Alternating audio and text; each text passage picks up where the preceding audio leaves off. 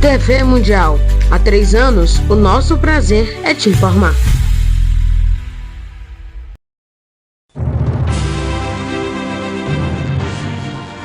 Reforço Betel, só a educação liberta.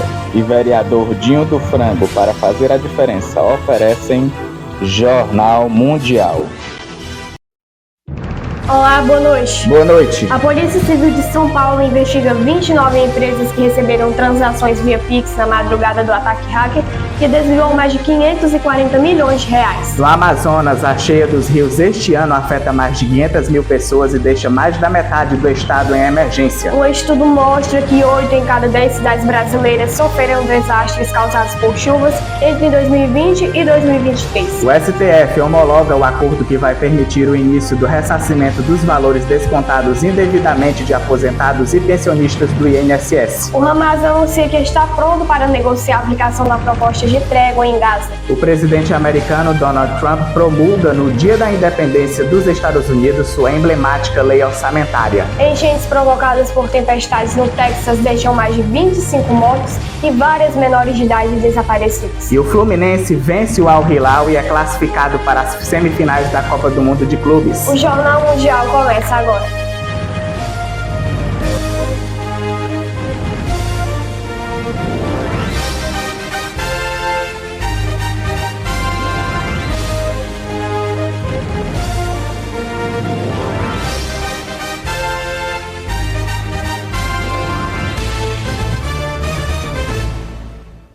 A Polícia Civil de São Paulo está investigando ao menos 29 empresas que receberam 166 transações via Pix na madrugada do ataque hacker que desviou mais de 541 milhões de reais. Gleidson Oliveira conta na reportagem. A Polícia Civil de São Paulo investiga ao menos 29 empresas que receberam 166 transações via Pix que desviaram mais de 541 milhões de reais do Banco BMP, Sociedade de Crédito Limitada, na madrugada do ataque hacker da última segunda-feira. Os nomes de cada um dos beneficiários da fraude constam no pedido de investigação feito pelo banco à polícia.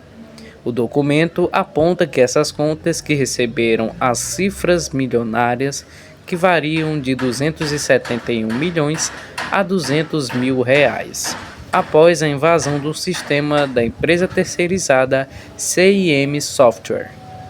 A Divisão de Crimes Cibernéticos da Polícia prendeu um funcionário da CIM que vendeu por 15 mil reais a senha que deu acesso aos criminosos ao sistema do banco BMP, alvo da fraude.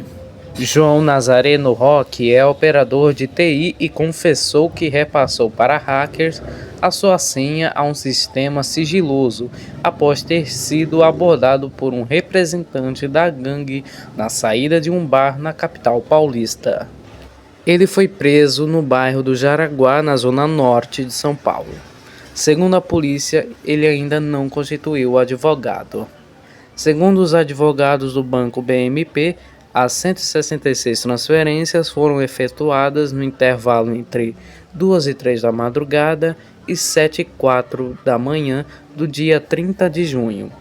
Em coletiva de imprensa nesta sexta-feira, a cúpula da Polícia Civil informou que, a pedido do banco, conseguiu bloquear ao menos 270 milhões de reais que foram desviados para uma empresa de pagamentos, através das 69 operações pequenas que variam entre 1 milhão a 10 milhões de reais durante a madrugada do ataque. Os advogados do banco BMP também informaram à polícia que, após as primeiras transferências, os valores roubados da instituição foram fragmentados em inúmeras pessoas físicas e jurídicas, configura o delito de lavagem de dinheiro na modalidade da dissimulação. Os delegados envolvidos na investigação acreditam que o ataque cibernético, que afetou pelo menos 6 bancos, e o prejuízo milionário de mais de 541 milhões de reais pode ser ainda maior já que a CIM presta serviço a mais de 23 instituições financeiras diferentes. Em nota, a CIM Software diz que colabora com as investigações e diz que, desde que foi identificado o incidente, adotou todas as medidas técnicas e legais cabíveis. A empresa diz também que a plataforma continua plenamente operacional e que, em respeito ao trabalho das autoridades, não se pronunciará publicamente enquanto os procedimentos estiverem em andamento. Segundo a investigação, ao que tudo indica, o grupo de hackers é de São Paulo, considerando como foi feita a abordagem ao operador de TI. O primeiro contato dos criminosos com ele foi em março, na saída de um bar na rua onde ele mora, na capital paulista. Em depoimento à polícia, Roque disse que recebeu R$15 mil pela senha através de pagamento feito por um motoboy em dinheiro vivo. O acusado relatou ainda que só se comunicava com os criminosos por celular e não os conhece pessoalmente. Além disso, contou que trocou de celular a cada 15 dias para não ser rastreado. O Hamas anunciou na noite de ontem que está pronto para começar imediatamente as negociações sobre a aplicação da proposta de trégua em Gaza, onde foram registradas pelo menos 52 mortes em 24 horas. O Hamas anunciou na noite desta sexta-feira que está pronto para começar imediatamente as negociações sobre a aplicação da proposta de trégua em Gaza. O Hamas entregou sua resposta aos mediadores e ela é positiva, indicou o movimento islamista palestino em um comunicado. O anúncio do Hamas ocorre antes de uma visita marcada para segunda-feira em Washington do primeiro-ministro israelense Benjamin Netanyahu para uma reunião com o presidente dos Estados Unidos, Donald Trump. Segundo uma fonte palestina próxima das discussões, a proposta compreende uma trégua de 60 dias, durante a qual o Hamas libertaria metade dos reféns israelenses ainda vivos, em troca da libertação de presos palestinos detidos por Israel. A Jihad Islâmica, o principal movimento palestino aliado do Hamas contra Israel na guerra em Gaza, disse que apoia as negociações e pede garantias. O exército israelense prosseguiu nesta sexta com sua ofensiva na faixa de Gaza, e a Defesa Civil registrou 52 palestinos mortos nos ataques aéreos, bombardeios e disparos, 11 dos quais próximos a locais de distribuição de ajuda alimentar. O balanço anterior era de pelo menos 40 mortos. Israel ampliou recentemente suas operações militares na faixa de Gaza, onde a guerra, iniciada em outubro de 2023, provoca condições humanitárias terríveis e forçou o deslocamento de quase toda a população, ou seja, mais de 2 milhões de pessoas. Um membro do alto escalão do governo israelense afirmou que nenhuma decisão foi tomada até o momento por Israel após o Hamas ter aceitado essa proposta de cessar-fogo. Enchentes repentinas causaram a tragédia no estado americano do Texas e já confirmou 27 mortes, incluindo 9 crianças. Várias meninas menores de idade que estavam em um acampamento de férias estão desaparecidas depois que a água subiu rapidamente no local. Dezenas de mortes foram confirmadas após inundações repentinas no centro-sul do Texas, incluindo de várias crianças. As autoridades ainda buscam muitas meninas desaparecidas em um acampamento de verão. O Camp Mystic recebia quase 750 menores perto do rio Guadalupe, cujas águas subiram 8 metros em apenas 45 minutos durante a noite, devido às chuvas. Casas ficaram destruídas e árvores foram arrastadas pela cheia súbita das águas. O diretor do acampamento enviou uma mensagem ao vice-governador do estado informando que no local não havia energia elétrica, água ou conexão por Wi-Fi. Autoridades estaduais e locais aconselharam os moradores a não viajarem para a região do rio, onde dezenas de estradas estavam intransitáveis. O presidente dos Estados Unidos, Donald Trump, lamentou na noite de sexta-feira as inundações terríveis. Segundo as autoridades, mais de 850 pessoas foram resgatadas sem ferimentos, além de 8 feridas e vários corpos. A identidade das vítimas não foi divulgada. Cerca de 500 socorristas e 14 helicópteros foram mobilizados para a região. Segundo a Agência Nacional Oceânica e Atmosférica dos Estados Unidos, o nível das águas do rio Guadalupe subiu durante a noite de 2 para mais de 9 metros após as chuvas. O presidente dos Estados Unidos, Donald Trump, promulgou ontem sua emblemática lei orçamentária ao encerrar uma cerimônia do Dia da Independência na Casa Branca. O presidente americano Donald Trump promulgou nesta sexta-feira, Dia da Independência dos Estados Unidos, sua emblemática lei orçamentária. A cerimônia ocorreu na Casa Branca. É um bom momento, disse ele, enquanto assinava o documento, cercado por dezenas de legisladores republicanos que se reuniram para apoiar a Lei Grande e Bela, como Trump a batizou. Essa lei consolida a agenda radical do segundo governo do presidente republicano, mas gerou resistência em seu próprio partido, que foram sanadas a tempo na quinta-feira. A lei, que inclui um financiamento maciço para a campanha de Trump para a deportação de imigrantes, reflete o domínio do magnata de 79 anos sobre o Partido Republicano e a política americana em geral. Seu governo ignorou as profundas preocupações em suas próprias fileiras e de seus próprios eleitores sobre o aumento da dívida nacional e o desmantelamento do sistema de saúde e de seguridade social. O assessor econômico da Casa Branca, Kevin Hassett, rechaçou as críticas nesta sexta, ao afirmar que a lei fará explodir o crescimento do país. Espera-se que a legislação adicione 3,4 trilhões de dólares em uma década ao déficit fiscal dos Estados Unidos. Veja a seguir, um estudo mostra que 8 em cada 10 cidades brasileiras sofreram desastres causados por chuvas entre 2020 e 2023. E a vitória do Fluminense sobre o Al Hilal, onde vai para as semifinais da Copa do Mundo de Clubes.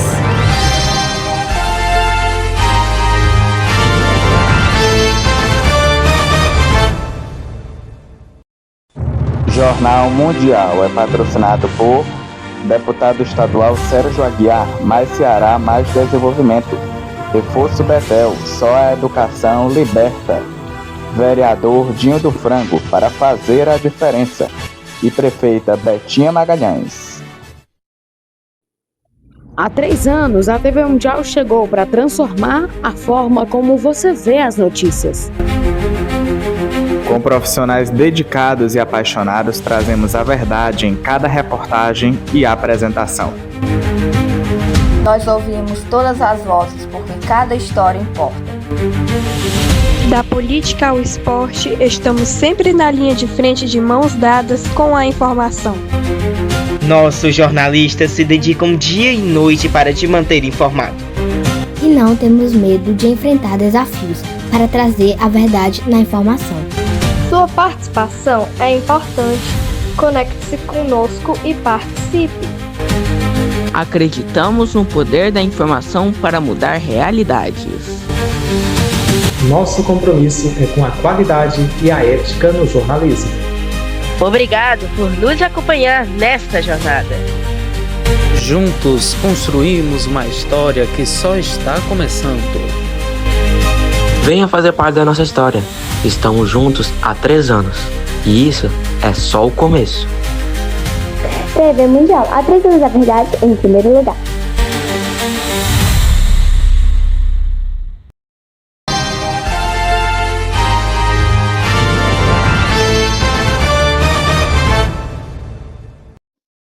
O Supremo Tribunal Federal homologou na quinta-feira o acordo que vai permitir o início do ressarcimento dos valores descontados indevidamente de aposentados e pensionistas do INSS. O Supremo Tribunal Federal STF homologou nesta quinta-feira, 3 de julho, o acordo que vai permitir o início do ressarcimento dos valores descontados indevidamente de aposentados e pensionistas do INSS. Com a decisão do ministro Dias Toffoli, os pagamentos podem começar já no dia 24 de julho e devem ser feitos a cada 15 dias, embora o anúncio oficial do governo ainda deva ser realizado. A expectativa é que cada lote atenda a cerca de 1,5 milhão de beneficiados. Os valores devolvidos serão corrigidos com base na inflação, utilizando o Método Nacional de Preços ao Consumidor Amplo, IPCA, e o depósito será feito diretamente na conta em que o segurado já recebe o seu benefício. Para receber, o aposentado ou pensionista precisa aderir voluntariamente ao acordo. Quem optar por isso deverá retirar a eventual ação na Justiça contra o INSS referente aos descontos irregulares. A adesão ainda não começou. mas será feita pelos canais oficiais do INSS, como o aplicativo Meu INSS, o telefone 135, agências dos Correios e ações de busca ativa em regiões de difícil acesso. O plano homologado pelo INSS foi construído entre a Advocacia Geral da União AGO, o INSS, o Ministério da Previdência, a Defensoria Pública da União, o Ministério Público Federal e a OAB, em busca de resolver de forma mais ampla e segura uma fraude que, segundo investigações da Polícia Federal no âmbito da Operação Sem Desconto, teria causado percas de cerca de 6,3 bilhões de reais a beneficiários da Previdência Social entre 2019 e 2024. Na mesma decisão, Toffoli suspendeu os processos judiciais que tratam desses descontos em todo o país e entendeu que os recursos usados para esses pagamentos poderão ficar fora do limite de gastos do novo arcabouço fiscal, o que facilitaria sua execução.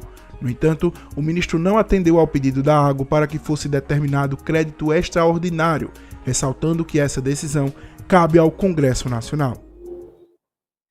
As cheias dos rios este ano no Amazonas está afetando cerca de 530 mil pessoas e deixando mais da metade do estado em emergência.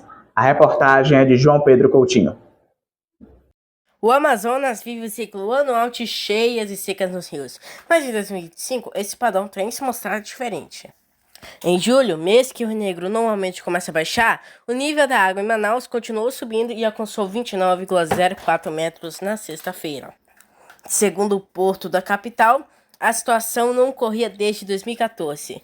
Apesar da elevação, o Serviço Geológico do Brasil, o SGB, avalia que o Rio Negro não deve atingir a marca histórica de 30,02 metros registrada em 2021. Além da capital, o nível dos rios também continuou subindo em cidades como Itacoatiara, banhada pelo Rio Amazonas, e Manacapuru, às margens do Rio Solimões. Veja abaixo as cotas máximas e mínimas dos rios e municípios do estado que seguem em cheia, segundo dados da Defesa Civil desta sexta-feira. Fonte Boa, 24 atual de 21,57 metros e a mínima de 7,12. Manacapuru, atual 19,75 e mínima 2,06. Itacoatiara, atual 14,42 e cota mínima de menos 0,14. Parintins, 8,42 metros na cota atual e cota mínima menos 2,68 metros. E Manaus, com Rio Negro, atual 29,04 metros e cota mínima de 12,11 metros. Segundo o SGB, as chuvas que caíram em Manaus e em outras cidades da região nos últimos dias influenciaram diretamente a elevação das águas. Com o avanço da cheia, 40 dos 62 municípios do estado estão em situação de emergência. Ao todo, mais de 530 mil pessoas foram afetadas. Essas são as informações. Voltamos aos estúdios do Jornal Mundial. O estudo divulgado pela Aliança Brasileira pela Cultura Oceânica mostra que 8 em cada 10 cidades brasileiras sofreram desastres relacionados com chuvas extremas entre o começo de 2020 e o fim de 2023. O número é 3 vezes maior do que na década de 1990, um salto que especialistas vinculam ao aquecimento global. Um relatório produzido pela Aliança Brasileira pela Cultura Oceânica, uma rede de órgãos privados e instituições públicas, revelou que 8 em cada 10 cidades brasileiras sofreram desastres relacionados com chuvas extremas entre o começo de 2020 e o fim de 2023. A estatística é mais de 3 vezes maior do que a da década de 1990, um salto que especialistas vinculam ao aquecimento global. O número de eventos como inundações, marés altas e deslizamentos de terra após episódios de precipitações intensas passou de 2.335 para 7.539 entre os dois períodos. Os números não incluem dados de 2024, quando o país registrou inundações sem precedentes na região sul, bem como uma seca histórica, ambos eventos agravados pelas mudanças climáticas. Os desastres causados por chuvas extremas afetaram em média 3,2 milhões de pessoas por ano no período 2020-2023, em comparação com cerca de 43 mil na década de 1990, um impacto humano 74 vezes maior. Segundo Ronaldo Cristofoletti, do Instituto do Mar da Universidade Federal de São Paulo, que participou do estudo, os dados reforçam a necessidade urgente de implementar medidas de prevenção e adaptação, visando a proteger as comunidades vulneráveis e mitigar os impactos desses eventos extremos. O relatório também apontou prejuízos milionários na agricultura, com enchentes sendo responsáveis por 47% das perdas do setor no período. Vamos saber então como fica o clima para o domingo em todo o Brasil? Gleidson Oliveira traz os detalhes. Boa noite, Gleidson. Olá, Gabriel. Olá, Vitória. A todos que estão nos acompanhando aqui no Jornal Mundial deste sábado. No centro-sul do país, o tempo continua com temperaturas mais baixas. Entre os estados do Rio Grande do Sul, Santa Catarina, São Paulo e parte do Rio de Janeiro, teve nevoeiro até por volta de 9 da manhã, com visibilidade de menos de 1 quilômetro. As temperaturas vão continuar baixas nessas regiões. Em contrapartida, no restante do país, o tempo vai continuar mais firme e mais quente. Os temporais, o risco de temporais vai se concentrar agora um pouco mais acima, nos estados de Amazonas, entre os estados de Amazonas, Pará, Roraima e Amapá, com grandes índices. Além também do litoral da Bahia até o litoral de Sergipe. Até queria mostrar aqui, e vou mostrar aqui, uma imagem impressionante que é do Espírito Santo. Se puderem mostrar aí, mostrem. São cenas impressionantes que aconteceu no município de Serra, no Espírito Santo, que ventos de mais de 70 quilômetros derrubaram um telhado de uma escola. Felizmente, ninguém se feriu no momento. Essa questão dos ventos fortes no Espírito Santo se dá por conta da frente fria que atravessa a Bahia. Então, os ventos vão ficar bem intensos nessa região. Eu queria finalizar a previsão do tempo de hoje com imagens de Cabo Frio, no Rio de Janeiro. Alô, Cabo Frio! Espero que esteja alguém nos acompanhando daí da região, aqui na TV Mundial. Boa noite, Gabriel. Boa noite, Vitória. E um bom fim de sábado a vocês e um ótimo domingo a todos que estão nos acompanhando. Muito obrigado, Gleidson. Um ótimo domingo para você. 6 pessoas da mesma família morreram em um acidente entre um carro e um caminhão na noite de ontem no município de Tamboril, no interior do Ceará. O acidente foi registrado no entroncamento da CE 403 com a CE 266 na localidade de Sucesso. 4 adultos e 2 crianças estavam no mesmo carro. Uma das mulheres que morreram no acidente estava grávida. O veículo de passeio bateu de frente com um caminhão que se deslocava no sentido oposto. O caminhão tombou para fora da via, conforme informações iniciais repassadas pelo Corpo de Bombeiros do estado do Ceará. As 6 pessoas morreram no local do acidente e ficaram presas às ferragens do carro. Foi necessária uma operação de resgate com desencarceramento hidráulico e ferramentas manuais. O motorista do caminhão que transportava galinhas foi encontrado fora do veículo e sobreviveu ao acidente. A carga ficou espalhada na pista após a colisão. A família era de cidade de Crateús, que fica a cerca de 60 quilômetros do local do acidente.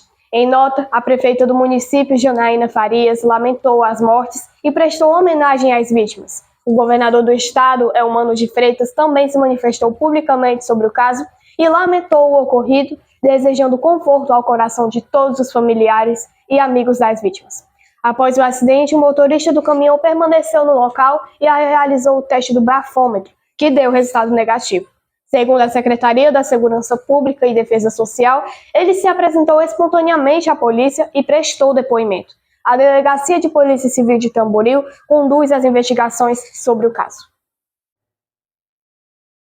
Banhistas parisienses deram hoje o primeiro mergulho oficial no Sena, o famoso rio da capital francesa que estava proibido para banho desde 1923. A reabertura foi aprovada pela prefeitura local nesta semana, após um processo de limpeza do rio que começou para que Paris pudesse sediar os Jogos Olímpicos de 2024. Na ocasião, atletas competiram em provas aquáticas no rio, e houve denúncias de que as águas estavam impróprias para banho dias antes. Mas apenas agora o Sena foi reaberto para banhistas. O banho será permitido apenas entre hoje e 31 de agosto deste ano na temporada de verão da França e em trechos específicos ao longo das margens do Sena, 2 perto da Torre Eiffel e 1 ao lado do Roder de la Île de Santos, uma pequena ilha do rio perto da Catedral de Notre-Dame. Neles, decks foram construídos e os salva-vidas monitoram os banhistas durante o horário permitido para entrar no rio. A prefeitura também instalou bandeiras verdes e vermelhas ao longo das margens do Sena para que banhistas saibam os locais onde o banho é permitido ou proibido. O Fluminense avançou para as semifinais da Copa do Mundo de Clubes ontem com uma vitória de 2-1 sobre o Al Hilal em Orlando, nos Estados Unidos.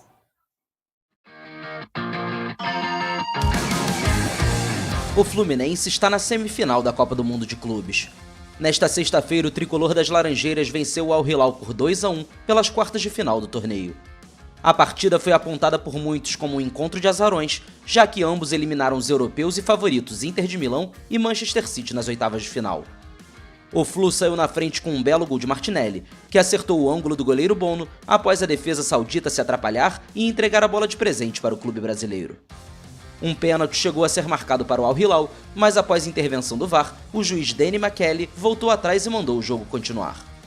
Na segunda etapa, logo aos 5 minutos, o empate, em um lance de muita sorte do brasileiro Marcos Leonardo. Após uma cobrança de escanteio, um colega cabeceou e a bola caiu nos pés do atacante, que não desperdiçou a oportunidade. Pouco tempo depois, o artilheiro tricolor Germancano teve 2 boas chances de retomar a dianteira no placar, mas foi parado pelo goleiro marroquino e pela zaga adversária. Não demorou muito para o grito de gol entalado finalmente sair da garganta. Hércules roubou uma bola na intermediária, correu para receber um bom passe de Samuel Xavier e chutou cruzado, dando números finais à partida. Fluminense 2, Al Hilal 1. A semifinal está marcada para terça-feira, às 16 horas, horário de Brasília.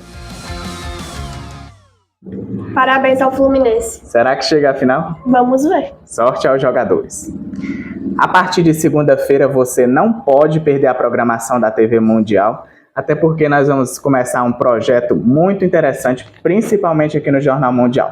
Claro que nos outros telejornais também haverão programações especiais, mas aqui nós vamos lançar um grande projeto, que é surpresa. Eu não vou falar o que é, você só vai descobrir na segunda-feira, vai ficar esse suspense. E é claro que a gente aguarda você às 9 horas de segunda-feira para contar esse projeto, essa surpresa. O Jornal Mundial de hoje termina por aqui. Para rever nossas reportagens, volte o vídeo aqui no YouTube. E não esqueça de seguir nossas páginas lá no Instagram, TV Mundial UFC e o 05 Notícias, o nosso portal. Boa noite. Amanhã tem o Hora do Esporte às 18 horas e o Revista do Domingo às 19. Não perca. Se inscreva no canal e deixe seu like. Boa noite e um bom domingo.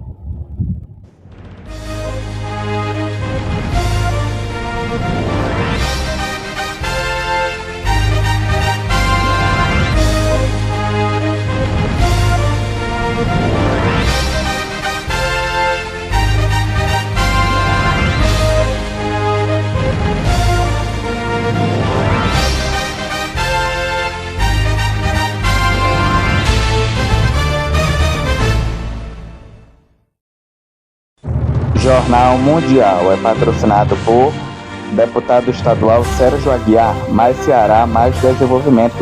Reforço Betel, só a educação liberta. Vereador Dinho do Frango, para fazer a diferença. E prefeita Betinha Magalhães. TV Mundial. Há 3 anos, o nosso prazer é te informar.